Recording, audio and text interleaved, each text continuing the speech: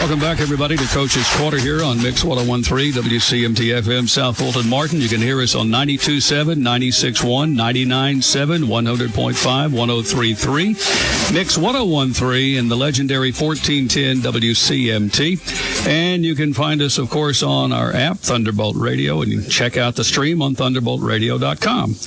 I have him on the phone, folks. He is a good friend, Mike Keith, now the soon to be the microphone man of the Tennessee Volunteers. Mike, congratulations on this new assignment.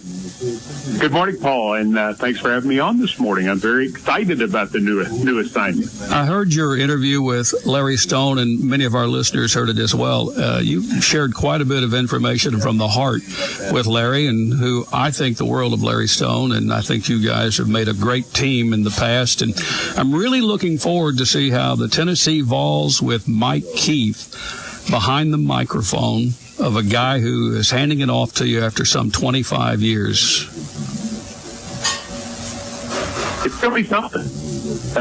It's going to be something for me. And, you know, when you say that, it's much like what Larry said with some of the things he said. You hear things like you're taking over after Bob's been there for 26 years, and you're like, whoa, I'm taking over after Bob's been there for 26 years. There are things you just really haven't considered in your own mind, and you start to really think about them bit by bit, and it's exciting. I mean, it's exciting to think that we can add on to the past and try to do, a bit of a new take on things while still honoring the great history of what is the Vol Radio Network. I want to share this gently with you. Two men behind the microphone, a half a century of the Vol Network. Now, you think that about two guys that have had the key to the University of Tennessee Volunteers' ears, for two men to handle that so well. And now here you are, and I'm expecting you to make it 25 more. That's the goal. I want to be there for the 100th season. And that was one of the things that I told them up front. Is they said, kind of how long would you like to do this? And I said, I'd like to go 25 years. I'm relatively healthy, kind of like everybody else. I got aches and pains, but I'm relatively healthy. I try to stay healthy. Broadcasting is, I mean, let's face it, all we do, Paul, is talk. So it's not like digging a ditch. It's not manual labor. And I think if you can find ways to stay sharp, that's the plan. You know what's really remarkable about the Vol Network, though? Lindsey Nelson was the first voice of the Vols. He only did it 1 year. So George Mooney, John Ward, and Bob Kessling went 74 years combined. And that is really, really remarkable. But yeah, my goal would be to do this until they have to pull me out of the chair. And I'm excited about it. Mike, what did you tell your boss when you told them that you were stepping aside? I just walked in and shook his hand, and I told Burke Hill I've decided to accept this opportunity at the University of Tennessee, and I appreciate this opportunity. I told the same thing to our owner, Amy Adams Strunk, and the person who will eventually be the controlling owner, Kenneth Adams IV. I've just appreciated this. Appreciated they took a chance on me. I hope they feel like I worked hard for them. I hope they feel like I represented them well in good seasons and in bad. And just really wanted to thank them for what they had given me. The conversations like that are obviously very difficult. It's very short and sweet. And they wished me well and have been very nice to me on the way out the door, which I appreciate. I'm going to dig a little bit here, but I want to share with you and our listeners, some of these know these things, but what you said you were going to do is to go out and to meet all of the broadcast stations that carry the Vols. And that's exactly what you did with the Tennessee Titans. You went out to all of the radio stations. Bob, I bet, has been in our studio a dozen times in the 25, 26 years that he's been doing this. And we just feel like he's a special guy to us, our listeners, more than anybody else. I don't know how to say that, but he has always been so cordial, loving. When Mike, you came in, you did the same thing in our radio stations, and that is what I think makes us here at Thunderbolt Broadcasting something special, because we think you are our radio station when the Titans were on, and now when the Vols will come on. Well, I hope you'll still continue to feel that way. Both Bob and I learned that from John Ward and from Edwin Huster, and the late Edwin Huster Sr. as well. For all of us, we've always understood what General Nealon and Lindsey Nelson's plan was. And General Nealon was brilliant in that when he got the Tennessee job back in 1926, he knew that he would need players from all over, that Knoxville proper was not just big enough. Because Knoxville High School was the big deal. And ironically, one of the first great stars that General Nealon recruited out of Knoxville High School was my grandfather, C.L. McPherson, who was an All-American, national All-American at Knoxville High School. But he couldn't field his whole team out of Knoxville. So he needed to recruit all over the state. He needed to recruit all over the region. As a matter of fact, he recruited nationally. Tennessee was the first program to ever recruit nationally, but it started with the base in Tennessee. So he met with F.M. Williams of the Tennessean, and he said, I need you to cover me every day. So the Tennessean in Nashville, 3 hours away, covered the University of Tennessee football program starting in the 30s, which was unheard of. And when he built the Vol Radio Network with Lindsey Nelson, it was the same idea, was to be an outpost, a connection throughout the entire state. And I give you that long windup to say that philosophy has never changed. I mean, you can get our broadcasts many different ways now. The best way to still get them is from your local radio station. And if we're going to ask the local radio stations to be partners with us, then I think you've got to be a good partner in a way that you live and serve those radio stations every single day. And that's what we're going to try to do. You know, the one thing about you and Bob, which I think you're a lot alike, but at the same time, I don't think you're alike a lot, because both of you guys have you have your own style.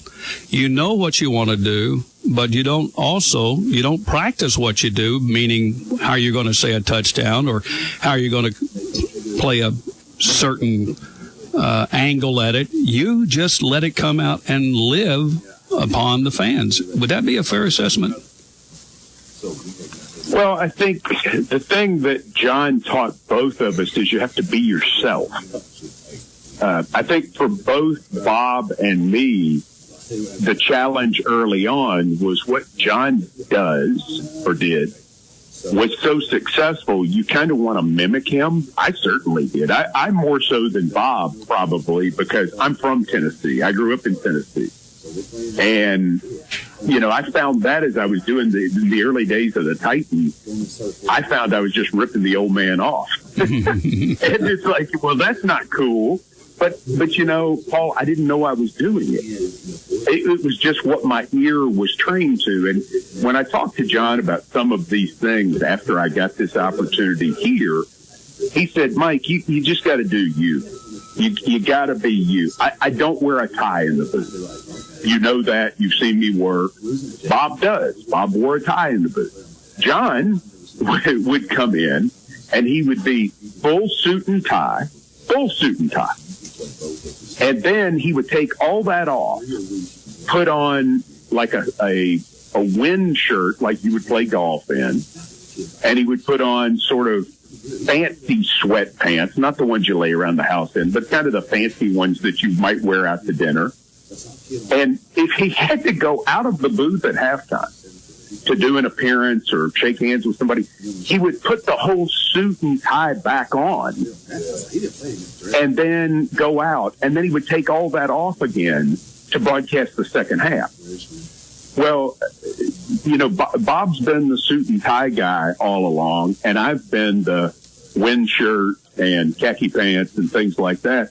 And that's what you do. Is I think that's where it kind of all starts for everyone. Is you got to do your own thing, and that's what John taught both of us that we needed to do, and I think we have for the most part. How many pictures of John Ward have we seen him with a towel wrapped around his neck? That's him. The blue towel. Yeah. The famous blue towel from 1967 at Mississippi State, where a towel saved his voice in a triple overtime win when the Vols won the SEC championship in basketball. Yeah. The blue towel was a real thing and a big deal, and very, very cool. Whether you, and I think you know this, Mike, because you're pretty much up on everything Tennessee, but Graham Val from Martin, Tennessee, owns the distinction of being Tennessee's first football All-American. Maybe some of you are just hearing this for the first time, but he was a member of the 1914 champion team and was the captain of UT's 8-0 and one tie game in 1916. And he's been inducted into the Tennessee Hall of Fame. He's been inducted into the Weekly County Sports Hall of Fame and a lot of other things. And but we've got connections right here pretty tight. Oh, well, I mean, let's face it. I mean, you've got All-Americans from there. I mean, Tennessee has virtually every county in the state has a Vol connection. Pat Summitt. Well, that's it. I mean, Pat Summitt, Chad Clifton is certainly there. I mean, there've been plenty. And when you travel to the Milans and the Humboldts and the Union Cities and on and on and on, I know that history, and having been a guy who's hit the roads and knows the good places to eat and such as that. All of that means a great deal to me because that's Tennessee. That's who we are. We're the Tennessee Vols, and we are about the entire state. And, really the university has made that such a priority with what they've just done student-wise over the last few years. The blow-up of this university as a dream school for a lot of students has changed the game. And that tie-in with that history, you tell some of these young people, I'll meet young people and they'll say, hey, I'm from Savannah, Tennessee, and I go to the University of Tennessee. Savannah, Tennessee, that's Joe Thompson, one of the first really great receivers in the modern era. And they'll be like, cool. They don't know that, but they appreciate that as part of the history because these young people who are going there right now are not only getting well educated, but they're having so much fun with their sports too. Yeah. And to see them at a Tennessee game and then them bring that enthusiasm back to Weekly County. That's what we want to see because we want people to stay with this university and be invested in all 95 counties. And I mean that from the bottom of my heart. If you just joined us, Mike Keith is visiting with us. He's a new voice of the Vols. Takes over when Bob steps down with his last basketball game, which I hope will be in the national championship. And that's a possibility, too. Absolutely. I have to ask, how much basketball do you have? Not nearly as much as football or baseball. And that's one of the reasons that I'm starting the job on Monday is I want to delve in as far as I can go in terms of working on things and, figuring out what our basketball rhythm is going to be like and what things that I need to work on. I was Bob's backup with the Lady Vols for multiple years in the late 80s and early 90s. I did some Tennessee games on TV, some Tennessee basketball. I did a lot of high school state championship games.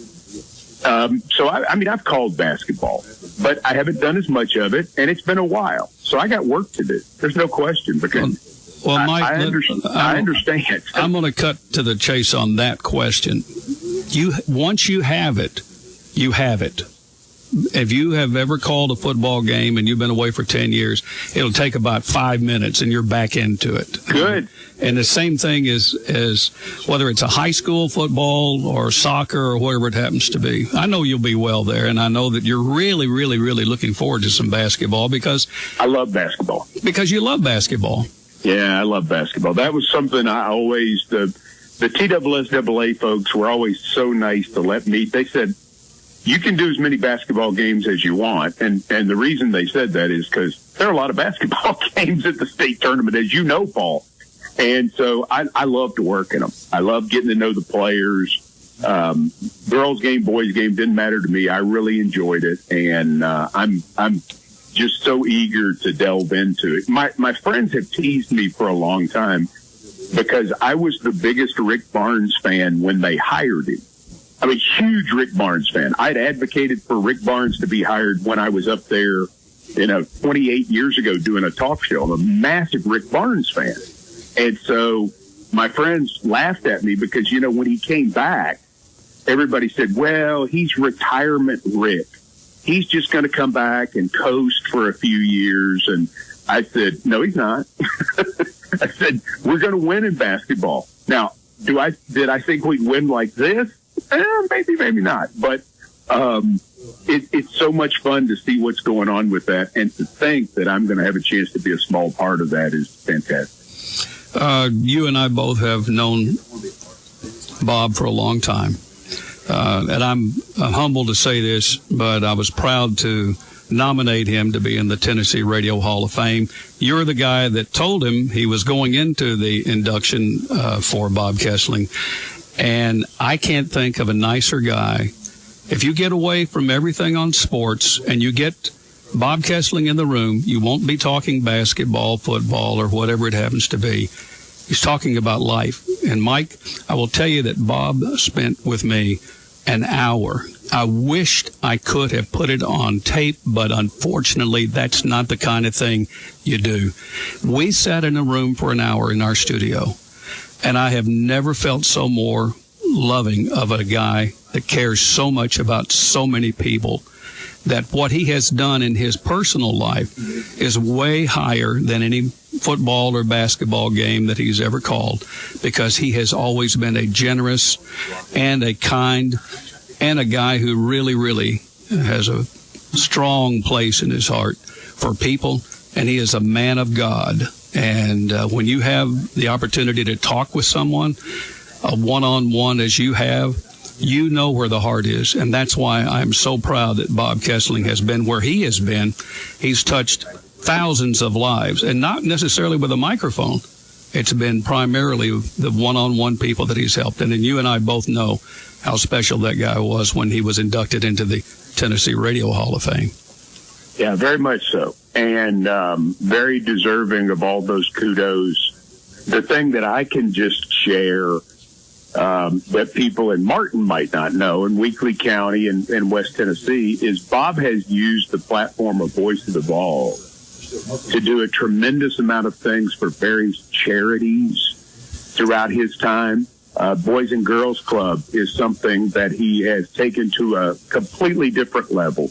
United Way, Boy Scouts, Girl Scouts, what he's done with them. And then through his own experience, the Leukemia and Lymphoma Society, he basically helped them found the East Tennessee chapter. There was only one chapter in the state, and the Tennessee chapter was basically just Nashville. And he helped them found what is a Knoxville chapter of that, and has helped them raise thousands of dollars for valuable research that, quite frankly, is going to end blood-related cancers, I hope, in our lifetime. I think it's going to happen. Bob Kesling has done all of that, outside of just what you're talking about with your experience.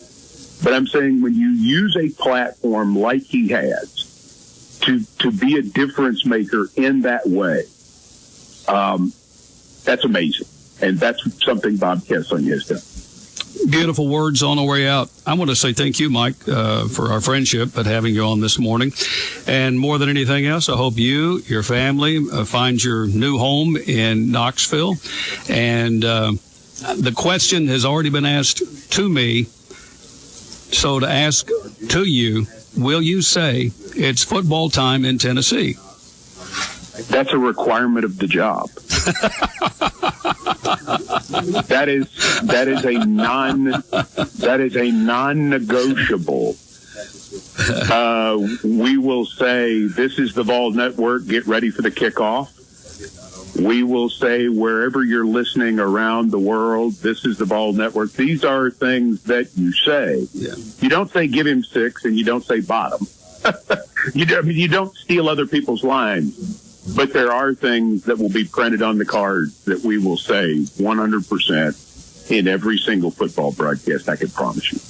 Mike, thanks so much. God bless you, and may the Lord give you the direction and the wisdom to do all of the things that will help this basketball program continue to thrive on the radio and other places that you come in contact with a lot of folks. It's always good to talk to you, Mike. I love you, and I appreciate the good work you do for the Tennessee Titans and now for the Tennessee Volunteers. Well, thank you for allowing me to do one of my first interviews as the voice of the Vols with you. You've always been greatly loyal to Titans Radio and to me personally, and I'm so appreciative. And it's a real thrill for me to be on with you talking in this role for one of the very first times. So thanks, Paul. God bless you, Mike Keith. Thank you. Okay. Have a great day.